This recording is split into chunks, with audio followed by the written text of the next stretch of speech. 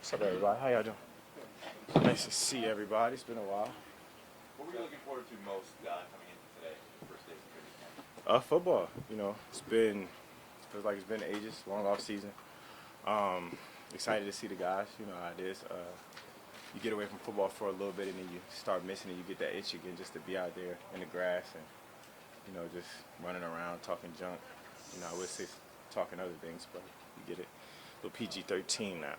You mentioned a long off season. Did it Yeah. feel a little bit longer this season with the way the last season ended? Yeah. All kind of the drama that was out there in the media and everything. What did you feel that the off season went a little bit longer than typically? No, it was short. No, it was the usual distance. I feel like I enjoyed my time, but it wasn't long at all. It was the same distance it's been since I've been in the league for the past 8 years, 9 years now. So I was just excited to get back. I feel like football takes its toll on you throughout the year, but once it's done, it's like, damn, I miss it. So no, that was the same distance. You weren't afraid to express, to show some of the frustrations. It was heard, whether it was leaving the locker room after the game, and so that seemed to carry some kind of a narrative. I'm just wondering, and it led the people in with some interesting tweets that you sent out, cryptic tweets. It led the people questioning, cryptic. It's a great word. It led to people questioning what your thoughts were about your role here, and then and it just fueled up after what happened. Can you go into any kind of detail on what your thoughts were during that offseason, in which you showed your frustration, and you did have some cryptic tweets. Ask me your exact question. Because you're kind of going all over the place. I feel like you're trying to not ask a question, but just ask a question, please. Thank you. Yeah. All right. Oh, thank you. Well, obviously. Shit. Well, Coach had came up and he said that he misspoke. Like, I don't know if anybody has a family here. Everybody has family issues. Everybody has family problems in the house. Like, I was here. I did have a conversation with Coach, and I like to keep things in-house. You know what I'm saying? Like, as a player in this, I've been in the league, I'm going on my 9th year right now. You know what I'm saying? I got more football behind me than I do in front of me. My main focus and my only focus is winning. Super Bowls everybody say they want a Super Bowl, but we've had legitimate chances at this thing. Like, we've had the team, we've had the coaches, we've had everything that we needed. And as far as us not getting over the hump, I feel like it's always asked for a cause for a conversation. You know what I'm saying? And I always wanted to have a conversation, and we have an open door policy. Coach will tell you he has an open door policy, and I've had those conversations. So I try to keep a lot of things in house. But you know what I'm saying? It's regarding last year. Obviously, the way we lost was just terrible in any regard. You don't want to lose any game, but we've lost for a couple years at this point, and we've been trying to get over the hump, and obviously it calls for a lot of frustration. But all in all, like, as far as with that, I was here, but he did have a conversation. Me and him did have a conversation. It's all water under the bridge now, but I attribute it to, like, family matters. You know what I'm saying? Like, I don't like dancing around things. I don't like those kind of questions. Black and white is everybody has family matters. We had a conversation. Everything is all is well.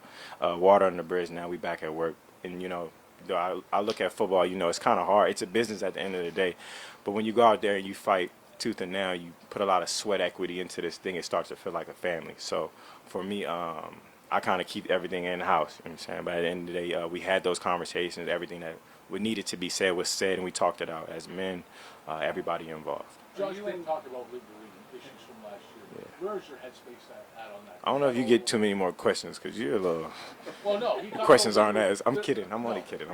Go ahead. No, he talked about lingering issues, frustrations from last year, whether it's your role in the offense or having more say in the offense. Yeah, that is insane. Like, for me, like, even...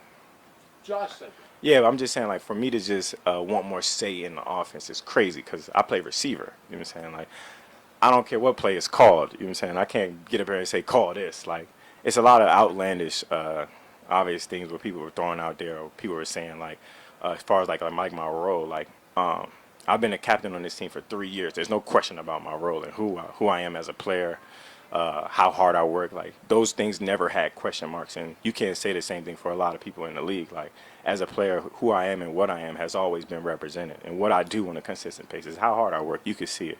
and my teammates speak highly about me in that regard, especially considering I've been a captain damn near since I got here. So, as far as like me wanting to have say so on the play call, like that is insane to me. Just cause like I couldn't call a play to save my life. Like I couldn't call a game to save my life. Like be for real. Steph, are you with Josh good? Yeah, that's my guy. Like that's why I say when it's family matters, like me and him have a conversation. Like I don't know if you got kids or you have like siblings, like y'all don't always get along, and me and him never did not get along. Like, you know what I'm saying? That's still been my guy. That's always gonna be my guy. So, yeah, we're fine. Stefon, why did it seem to take until mini camp for those conversations to be had and all this get hashed out? You know, such that's so long off season that he was talking about earlier. So, I mean, I feel like it's a lot of time, and I mean, what do people do with out of time? Out of time gives you a lot of time to think about things, and you know, regarding at the end of the game or how things happen with the game, you can kind of like start mustering up like however you feel about it from your point of view or from your standpoint, and that's what it's made for. The off season is made for people to talk, and it's not a lot of football going on, so let's talk about things that's going on outside of football or how the season ended or this. So, for me, I just feel like you know, it's such a long off season, so it took a little while. Huh? How does this team take the next step? Just continue to grind. Like I don't want to give you a vanilla answer, but shit. Like at this point, we've been doing everything that we can. We got the right pieces. You know, I feel like right now we're in a great spot. Kind of like falling, kind of like to that little underdog in the creases kind of role. Like people might be counting us out or putting us in a spot where, you know what I'm saying, they might not look at us as good as we might be or could be. But I promise you, this team is damn near working hard. Today was the first day to get to where we want to go, and we just got to keep grinding. You know, obviously we had some bad luck here and there. You know what I'm saying? Things happen. Good luck for other side. So hopefully we get some luck too. Steph, does it add Does it add any pressure, Steph, you know, with just going through that, going to the playoffs? I mean, your first 3 seasons, having all the pieces put together, not achieving the goal, and obviously you guys back down being the underdog in so many ways. Yeah, it's not so much of pressure. I just feel like the mindset of it is we always want to win, and kind of like I kind of flip it like, so when you see my frustration, it kind of makes sense. Like we've been kind of pushing at a rock for some years now, and kind of like not getting that rock over the hill will frustrate you. You know what I'm saying? So I just feel like we want to come in from more of a human standpoint. If you ever had a job and you've been pushing at it for a long time, and it's just not turning the corner, you start to draw a lot of questions like, how can we do things better? And that's when I say like, I don't have any pressure. I mean, I feel like the pressure comes from everybody else. Like that's a lot of outside noise, but the grind is the grind, and we've been putting the time in consistently, you know, throughout my years since I've been here. So wanting to see things turn a corner, that's where that question's right, and that's where you see me having conversations. That's when I have a conversation at XYZ. Like, so I feel like that open door policy kind of like helps us. You know what I'm saying? And that's just how family works. At the end of mandatory minicamp, Josh described it as a teamwork issue. And is it fair to characterize, is that accurate, and does it involve your role in the offense and targets and that sort of thing? One more time, sorry.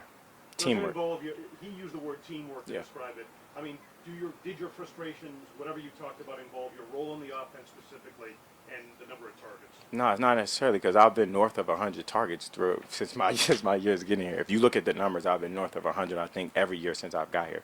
So it's not about targets. It wasn't when I say teamwork, I guess when he attributed it to teamwork, I guess it would be like, as we're out there trying to make things shake, getting on the same page consistently, you know, in those pivotal moments, in those moments where we're trying to, you know, make things happen. You know what I'm saying? Because, you know, last year we had like a real feast or famine kind of like time when we spent in the red zone, like where we weren't clicking on all cylinders. Like we would have an amazing touchdown and then we'll have like a miscue. And I take a lot of credit for that, just as far as like, I mean, what could I do better? How much more time could I be putting in? So that's why I think in my regard, he's talking about like teamwork. Like I could be a lot better for him, because I know, like I always say, I can't imagine how hard it is to be the quarterback.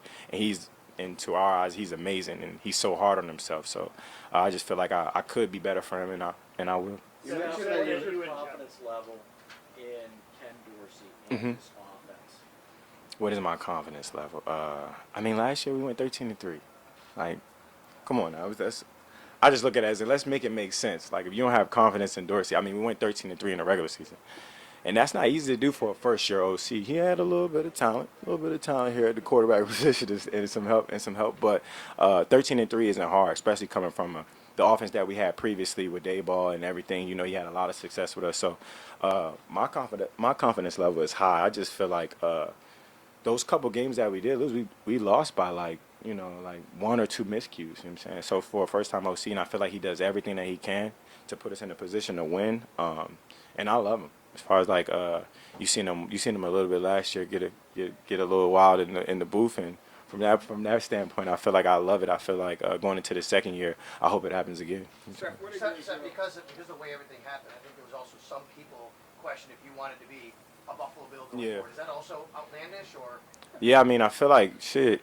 I mean, the year before that, I told you I wanted to retire a Buffalo Bill, and like, I mean, it's more interesting to see how people run with a story. You know what I'm saying? And it's kind of unfortunate a little bit in my eyes because, like, damn, like, you know what I'm saying? I had the utmost love and appreciation for everybody involved, but you kind of start seeing people's true colors when, like, they might hear something or, like, I might not clarify. But I don't speak on anything I don't want to speak on.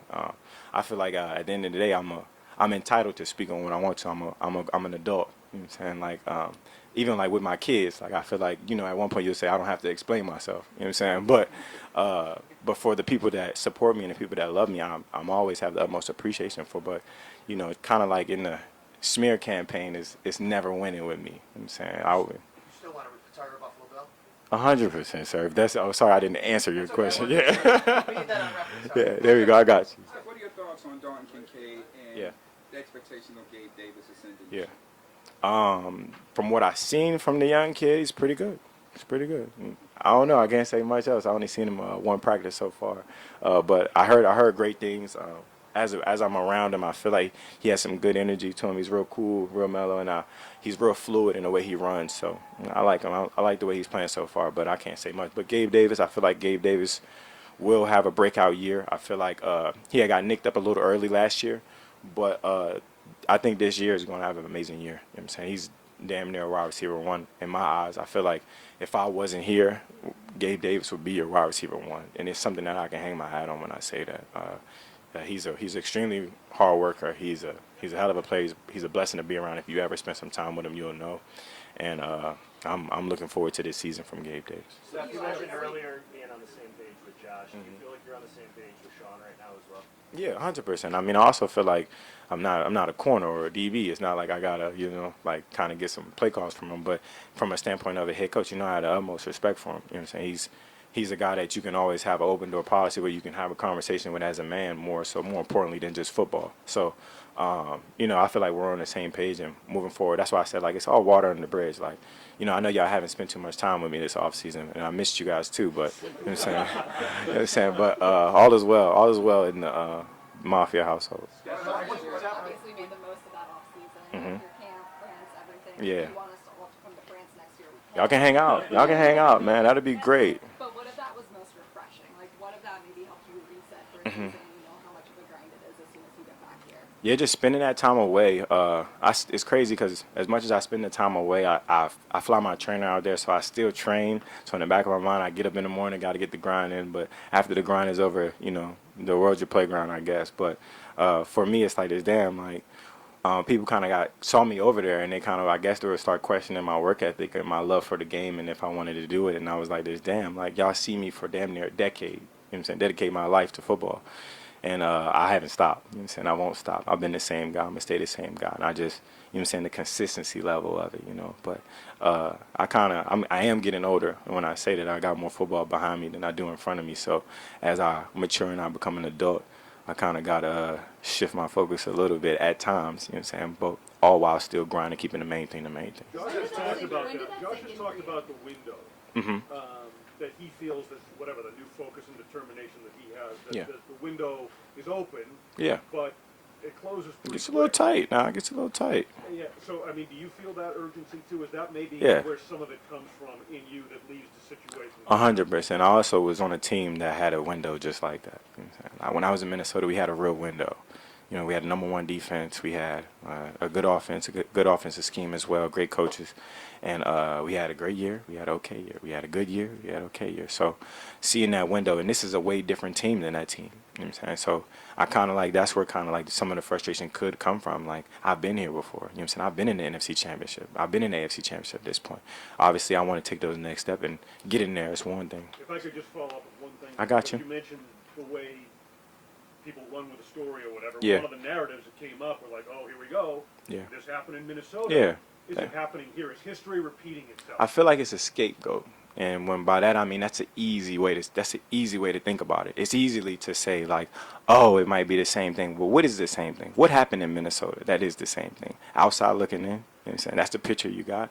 As far as like what happened there, like nobody really had no story. I never spoke on that either. You know what I'm saying? Like, it's easy to use that in this day and age of football or this time zone. This is not the 80s and the 70s. We live in a very, very different time zone of, you know, not only people speaking up or having opinions or having wherewithal of what they want from their lives. You know what I'm saying? And I feel like I'm human. You know what I'm saying? People having opinions of history repeating itself. Like, okay, you can easily say that. Okay, give me something. Give me a real answer. You know what I'm saying? Give me a real answer. Because up to this point, nobody has ever questioned a couple of things: my work ethic, my love for the game, what I am as a teammate, what I do on the field, how I impact the team. So it's like, what is repeating itself when you say that? You know what I'm saying? Because up to this point, nobody has ever questioned that. I've been the captain for 3 years. Tell me what's the repeating itself part. I would say to you the perception was that you essentially forced that trade from Minnesota, and the concern was you would try to do the same thing. Yeah, so we're all left with decisions. When you say somebody forced their way out there, like you kind of still got a decision to make on whether you do it or not. And then like I'm contractually in agreements with people, so you don't really have a say-so on what happens and what doesn't happen. You know what I'm saying? So I feel like there is no power shift on that. Teams don't ever have to make a decision.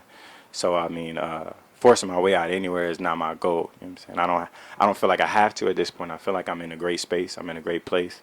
I'm loved and I'm appreciated. You know what I'm saying? And at the end of the day, that's all I want. That's all anybody would want in any job that you do. I don't care what you do or who you work for. You want to be appreciated for what you do. You know what I'm saying? Until that happens, until that changes. And I feel like anybody right here at one point, if you ever feel unappreciated, you tell me what your next steps are. How much of that process of conversations reinforce the fact that you are appreciated and are heard? This whole thing. It's just more so having that open dialogue, you know, like the willingly to have a conversation. You know what I'm saying? Like I said, at the end of the day, I am a player. I'm a professional of a professional sport, but I'm human at the end of the day. Like, people forget we're human. You know what I'm saying? People forget, like, okay, I might be at Fashion Week, and that does not mean I don't love football. You know what I'm saying? It's just like, at the end of the day, I guess that scope of it, they make the window real, real small in what people want from you. Like, people want me to just be a football player and not do nothing else and, you know what I'm saying, live, die, breathe, and eat football. But it's a lot of life out there. You know what I'm saying? Like, for me, like, I love football. I've been doing this my whole life. Like, I've been playing since I was 5. Like, and I promise you, it's okay if I do something else. Like, I won't lose focus of the main thing, I promise. But I just feel like that's some of it, I guess. Steph, you talk about the frustrations. You know, near misses in Minnesota and here. Was this the most frustrated you were in an off season? Nah, I wasn't frustrated this offseason. I had a great offseason. You talk about the frustrations of not being able to push that rock. Oh, yeah. About this not, was the highest level of that. I mean, damn, yeah, because I feel like we every year is gonna be like that. I just feel like every year is a new year, and you'll have a new level of frustration depending on how much you've done in the past and what's led up to that point. Like, you wanted so many good things to happen. Like, people forget last year. Like, we had a very traumatic thing that happened last year. You know what I'm saying? And, you know, football is everything. Football has been everything. And then we had something so traumatic happen during the season. People just let it, like, kind of like roll off their back at this point. Like, nah, like, we were there and it was real. So in having an appreciation for the sport and everything that happened up to that point, it was a Cinderella story that didn't happen. You know what I'm saying? We had some things happen that we were going to the Super Bowl. We got all the motivation and it didn't happen. And that's why I said, like, at the end of the day, being frustrated is real. Like, having things like that happen and you want the best for your team, you want to be in a Super Bowl, you want to make that run, like, it's human to be frustrated at the end of the day. So for me, like, yeah, like, I got frustrated, but after it was done. I was like, shit, well, back to the drawing board. So, you know what I'm saying? It's always a new level of frustration. On that note, seeing DeMar Hamlin out there, you mentioned the traumatic experience, seeing him out there, another step in his recovery, hopefully toward reclaiming his spot on the roster. What was that moment like for you? How many emotions were running through you and the guys? Well, it's not so much that, because I saw DeMar in the offseason. You know what I'm saying? I saw him a couple times. Like, he was healthy, running around, and having an appreciation level from the human aspect. Like, it's easy to come in and say, like, okay, he's back on the football field. But to just see him every day living, breathing, laughing, and having a good time is really where you have your eye opening. Like, damn, look at that. God's good. So it's not so much on the football end. Like, I'm more so considering or appreciating the person. You know what I'm saying? And you, like I said, people lose sight of that. You know what I'm saying? Like, when you bring up football, it's like, this damn, no, he had like a charity game. He came to my basketball game. Like, he was out there running around hooping. So when I saw him, that type of stuff brings more smiles to my face.